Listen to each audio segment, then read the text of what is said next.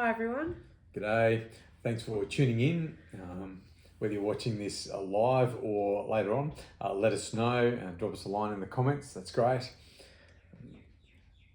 We miss mercy. Okay.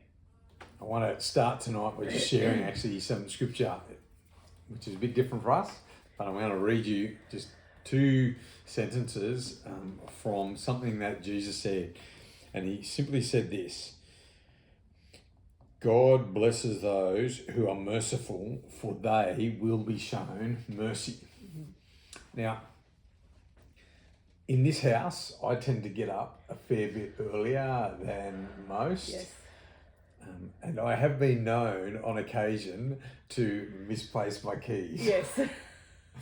And that's usually happens early in the morning. Yep. The house is very quiet.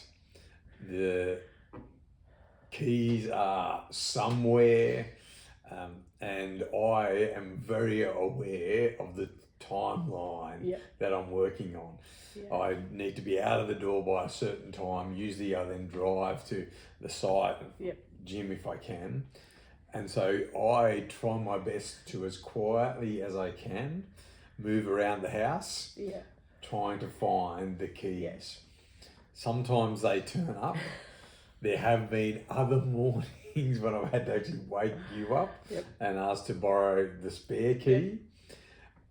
In these moments, my internal dialogue usually runs something along the lines of, "You idiot, you've forgotten your keys. How can you lose your keys?"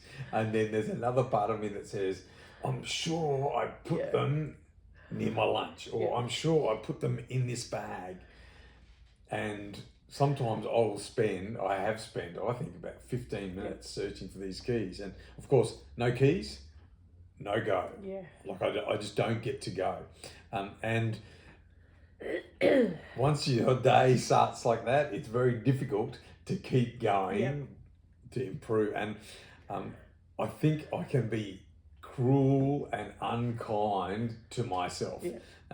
As you're watching this, you may have had a similar experience. I don't know if you've had a similar experience. You're pretty good with your keys, I think. Pretty good with my keys. I don't know that I've lost them. But it's other things, even just making small mistakes or just not doing what I set out to do. I can be my own, worst critic and be, I have in the past called myself names or just gone, I've done it again, or not done what I wanted to. Yeah. I've done it again. Yeah, that can be a familiar phrase that goes to your head. Yeah. I'm going to do something a little bit different. I'm going to read another scripture now, and it's actually from something that Jesus said just a little bit further on. He says this: "If you are angry with someone, you are subject to judgment. If you call someone an idiot, you are in danger of being brought before the courts. And if you curse someone, you're in danger of the fires of hell." Now, when I misplace my keys, my responses are a lot closer to those three statements. Matter of fact, I think I hit the lotto. I hit all three. You're an idiot. How can you do this? And I get quite angry, quite frustrated. We're not showing ourselves any mercy, any kindness, any compassion. Do you feel a little bit the same? Yeah, like I said, like when I've made a mistake, like I think I can be quite quick to show other people mercy, or like in our house we talk about giving each other a new start. But when it comes to my own self, maybe because I think I should know better, maybe I'm less quick. Or I certainly see that in even some of our kids. They're very quick to forgive one another, but when it comes to themselves, if they've made like what they deem as maybe another mistake, then they can beat themselves up about it, and I think I can do that too. Yeah, and particularly in the world that we live in, I think we live in a pretty visual world, and so if what we see doesn't match up with maybe something else that we've seen, we can be harsh with ourselves, unkind with ourselves. They've done studies on social media that says if you spend too long on social media, you actually walk away feeling less good about yourself. because what we take away mostly is not the inspiration, which some people are rightly providing, but the disappointment that my life doesn't match what this other person's life is. And so we can be unkind to ourselves. And I think some of the pain comes from the fact that we pin ourselves to a moment. We identify ourselves in the moment. I've lost my keys. What an idiot. Yeah. Well, I saw this thing a little while ago, and it was this lady had a jar, and there were all of these good things going in there, good things that were said about her, to her, the things that she experienced, filled up. And then in this other jar, there was one thing that was a negative. And that was the jar that she picked up. And it was just a powerful visual of the things that we can carry. And it actually is a choice. You know, whether we show ourselves mercy and actually believe those other good things, or we go, I don't deserve mercy or grace, and therefore I'm going to hold this negative thing. I think it is a choice, and it is a hard choice.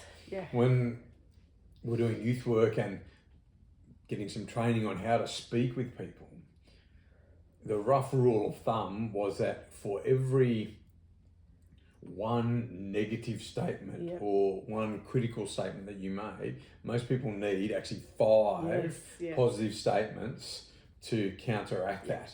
And that's a generalization to apply across the board. For some people, it would probably be more than that. You need more than 5 and some less. But they would say, look, just as a rule of thumb, this is it. We tend to focus on the negative.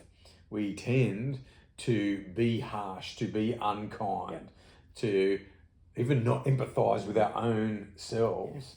And then we shape our identity based on this one negative moment. When we, and as you're watching this, perhaps you can relate, perhaps you've got a story similar to the keys that you want to share. You can drop us a line in the comments. Perhaps yours is something different. And yet we can just take these moments and be harsh with ourselves.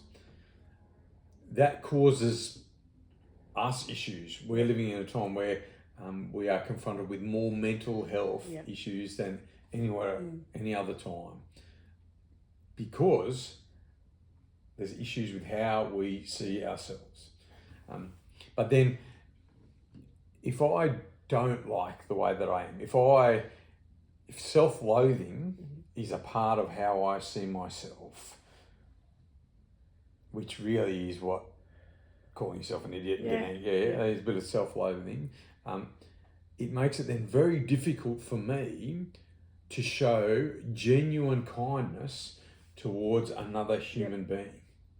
Because all we're doing is pretending. Because if we're not actually experiencing something ourselves, we can't show it to anyone else. And I don't know if you've ever been around a person who keeps a record of every time you've made a mistake. When you come into an argument, you remember that time just the other day 5 years ago, and it's like I don't even know what you're saying. And when you're around a person like that, you're on eggshells. And if we're not showing ourselves kindness and mercy, we're keeping a record of all those things in our list. That's going to overflow into how we see each other. In the business world, we will talk a lot about hustle and graft, doing the work. Are you hitting your targets? And that's, I think, necessary. But if you're not hitting your targets, if you're not putting in the extra hours, you can feel like you are failing. I think actually we need to show ourselves mercy. But then when we talk about showing ourselves mercy, I think often that evokes one of two responses. For some people, we talk about being kind to ourselves, don't be so harsh. People just relax into that. And often they're people who actually don't have a standard that they're calling themselves to. some of us, we don't have a direction that we're moving towards. We don't have a goal in mind. And so when we say, oh, just relax, we read that as a justification for our own lives. And I don't think that's what mercy is here. That mercy is actually seeing the pain that someone else is experiencing, sharing that pain, and then having a desire to do something about it, rather than measuring them up by how poorly they've performed. There's an empathy for someone else's pain. If we're not moving in a direction, there's no pain. If we don't have a goal, there's no pain. And so it's not being merciful to embrace mediocrity. No.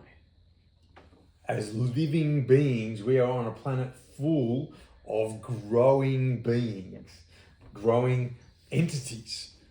Trees grow, animals grow. We are designed to grow.